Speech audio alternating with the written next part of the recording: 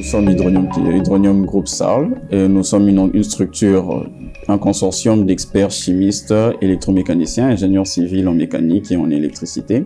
Alors, ce dont nous voulons entretenir aujourd'hui, il s'agirait de parler d'un projet que nous avions soumis dernièrement à la Régie d'assainissement de Kinshasa, la RASKIN, un projet concernant la valorisation énergétique et la gestion des déchets municipaux de Kinshasa. Alors, le projet a été nommé projet RASKIN. Il a été développé en 2019 entre la régie et nous, mais après, avec le Covid en 2021, il a été mis en suspens, même si du côté technique, les choses ont été évoluées. Alors, le problème des déchets de la ville de Kinshasa est connu. Nous trouvons des déchets éparpillés dans les rues, dans la ville, dans nos communes et proches de l'habitation humaine, ce qui apporte toutes les maladies liées à l'assainissement connu.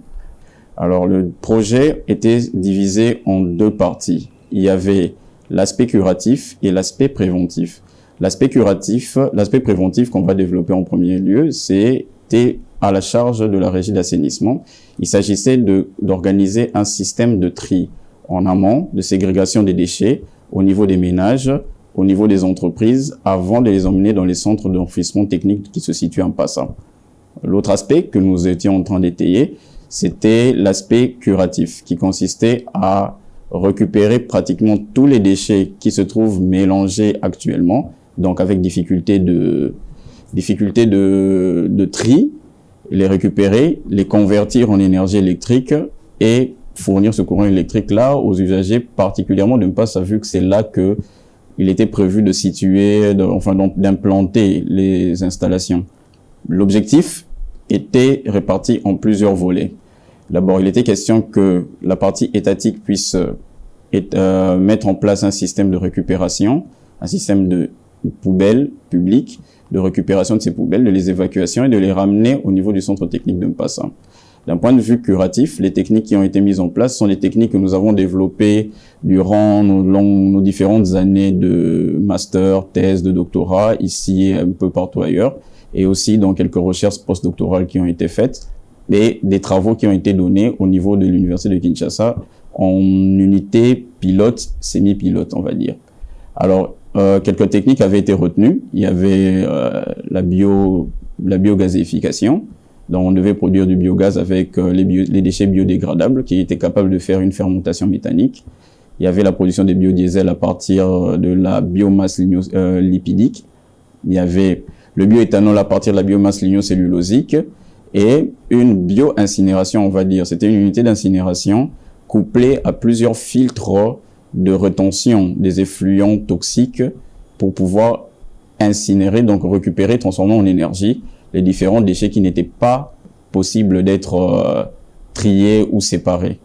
En dernier lieu, il y avait aussi le biofiltre pour pouvoir récupérer les huiles et les recycler, les régénérer, les huiles moteurs usées. Le projet, pour pouvoir le soumettre, il est passé par plusieurs étapes. Il y avait d'abord la partie analyse financière qui devait être faite, donc prouver aux potentiels bailleurs de fonds que le projet est rentable, périn et durable, donc écologiquement sain, financièrement viable et techniquement faisable.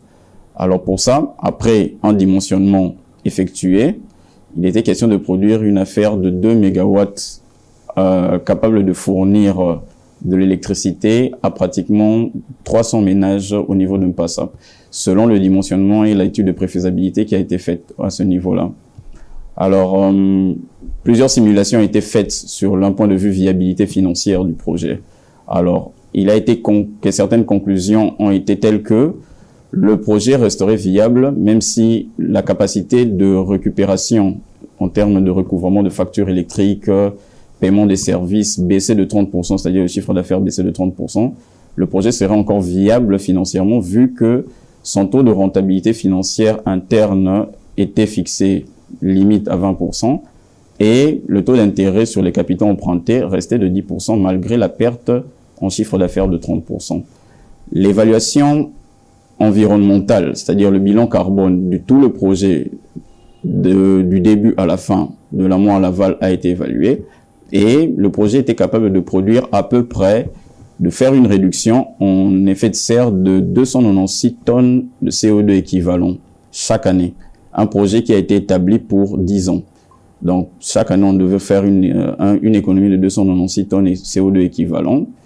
Et la commercialisation, justement, de ces économies de tonnes de CO2 équivalent devrait rapporter un total de 1776 $ annuels américains à raison d'un crédit carbone vendu à 6 $ par tonne équivalent CO2. L'aspect public devait apporter tout ce qui est autorisation, espace, encadrement, donc gestion administrative, et le consortium privé devait apporter l'expertise technique et les innovations, les différentes techniques développées dans nos laboratoires à l'université de Kinshasa, pour certains qui ont fait leur thèse à l'université catholique de Louvain, en Belgique, et de postdoc aux États-Unis. Combinaison de toutes ces innovations-là devait pouvoir donner et apporter à notre ville une technologie pour pouvoir faire d'une pierre deux coups. On élimine les déchets et au même moment, nous produisons un courant énergétique vert, donc régénéré et recyclable. Au même moment, instaurer une certaine culture liée à l'environnement carbone et aux énergies renouvelables de notre population au niveau de Kinshasa. Actuellement, le projet a été mis, comme je l'ai dit au début, c'est en suspens par rapport à la pause qu'il y a eu l'année passée avec le Covid-19. Et par contre, l'aspect technique a été évolué et une unité semi-pilote a été installée au niveau de Maluku. Alors, cette année, les potentielles discussions vont reprendre avec l'aspect gouvernemental ou l'aspect de la ville pour pouvoir mettre en place ce partenariat et pouvoir démarrer le projet.